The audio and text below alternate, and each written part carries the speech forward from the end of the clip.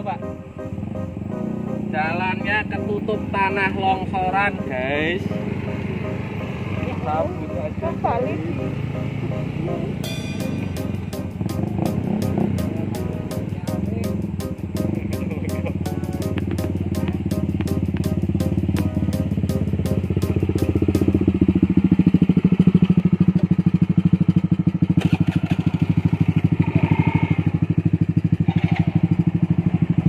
Assalamualaikum warahmatullahi wabarakatuh. Salam sahabat layar ireng semuanya. Hari ini kami akan bereksplorasi, kembali menggali jejak-jejak pesugihan yang ada di kota Pekalongan. Dan setiap orang bicara mengenai pesugihan pasti akan langsung terlintas Pantai Selamaran. Maka kami berfokus pada daerah-daerah lain di pelosok Pekalongan yang mungkin tertinggal jejak-jejak untuk mencari satu cara untuk memperkaya diri dengan jalan kesesatan. Jalan yang kami lalui lumayan susah. Di bawah kami ini jalan aspal tetapi telah tertutup longsoran, dan kemudian kami naik ke punggung bukit yang terdiri dari kanan kiri hutan lindung dan pepohonan yang lebat dengan jalan yang sempit dan menanjak.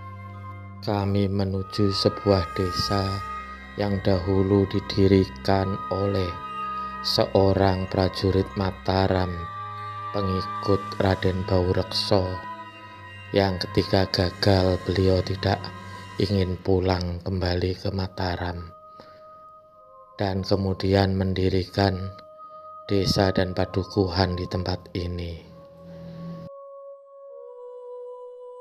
Tempat yang berupa hutan tadi sangatlah angker sekali.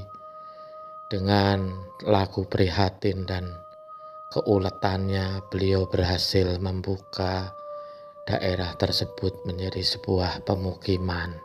Sudah sejak lama tim kami memiliki informasi mengenai satu tempat di mana bisa terlacak jejak untuk melakukan pesugihan babi ngepet di sebuah air terjun atau yang biasa disebut curug, yang memiliki sebuah gua di sampingnya.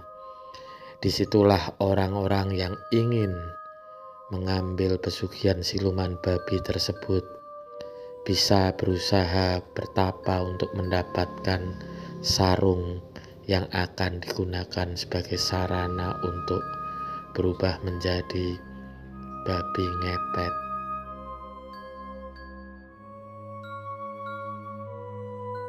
Nah, di jalan ini kami telah menemukan jejak-jejak mistis di mana terdapat sebuah batu yang diberikan bunga dan rokok serta beberapa uang koin sebagai sesaji oleh masyarakat yang melintas tempat tersebut, dikarenakan takut terjadi musibah yang menimpa di dalam perjalanannya ataupun memasuki desa tersebut.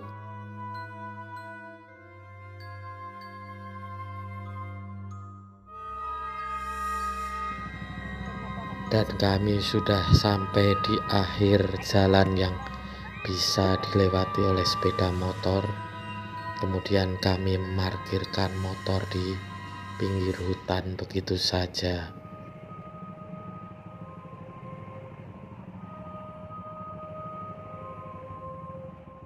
Kami mendapat informasi di desa ini ada seorang pemuda yang tinggal terasing di tengah hutan.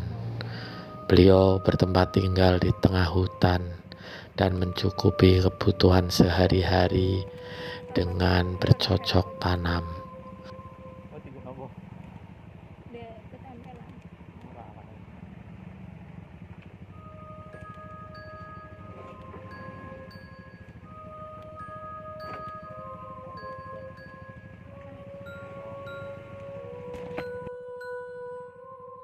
Banyaknya hama babi hutan yang ada di daerah ini sedikit banyak meyakinkan kami semakin kuat bahwa mereka ada yang momong, atau dalam bahasa Indonesia mereka ada pelindungnya.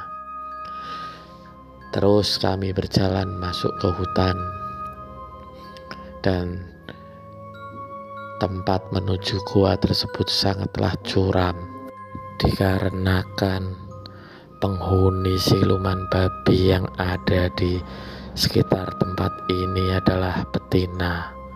Maka orang-orang yang berhasil mendapatkan perjanjian dengan penghuni tempat tersebut haruslah seorang laki-laki.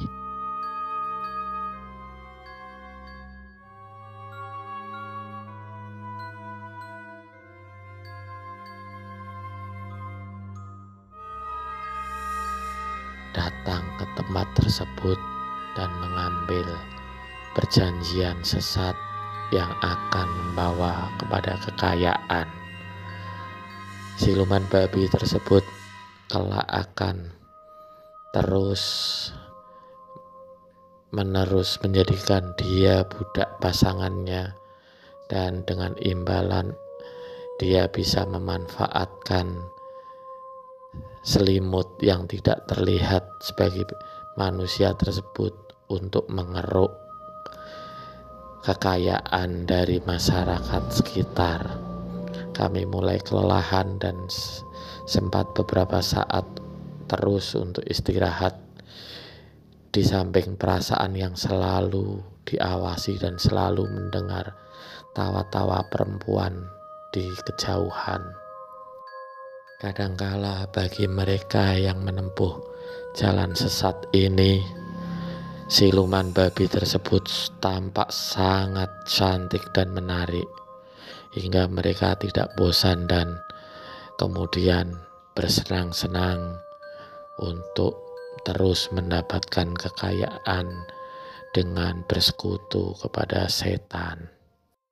Padahal mereka jika menyadari alangkah ruginya melakukan perjanjian dengan makhluk yang terkutuk, dikarenakan kesenangan manusia di dunia tidak ada yang abadi dan hanya berjarak beberapa puluh tahun untuk kemudian menerima konsekuensi dari segala perjanjian itu, yaitu menjadi budak, dan kita akan selamanya tertolak di akhirat nanti.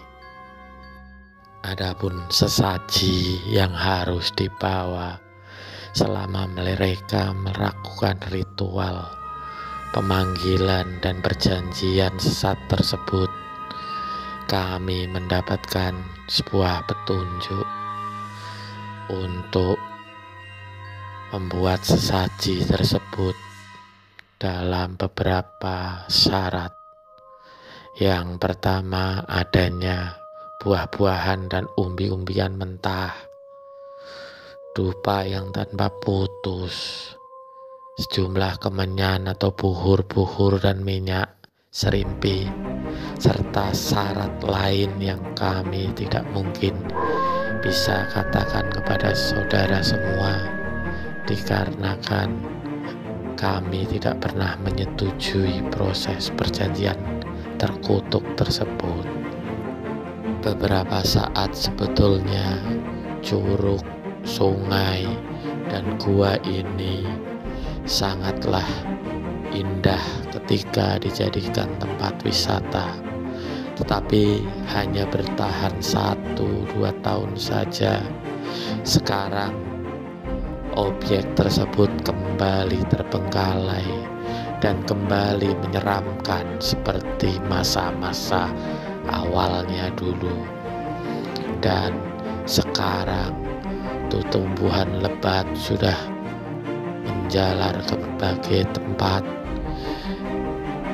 menutupi jalan-jalan menuju objek ini, yang mensiratkan betapa orang harus benar-benar kuat tekad untuk mengambil pesugihan.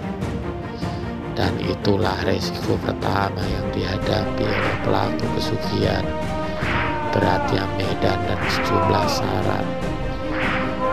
Bisa jadi ketika kita masih menuju lokasi tersebut, tergelincir dan jatuh ke jurang yang penuh bebatuan, hanya sekedar ingin berharap tumpukan rupiah dengan cara yang cepat dan tidak halal.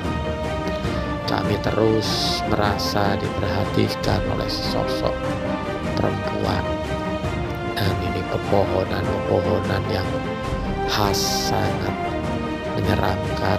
Beberapa pohon bendo, pohon rimbun bambu, dan beberapa suara-suara lutung atau owa Jawa, sejumlah burung, dan nyanyian alam yang apabila kita sendirian di tempat ini pastilah kita akan merinding ketakutan.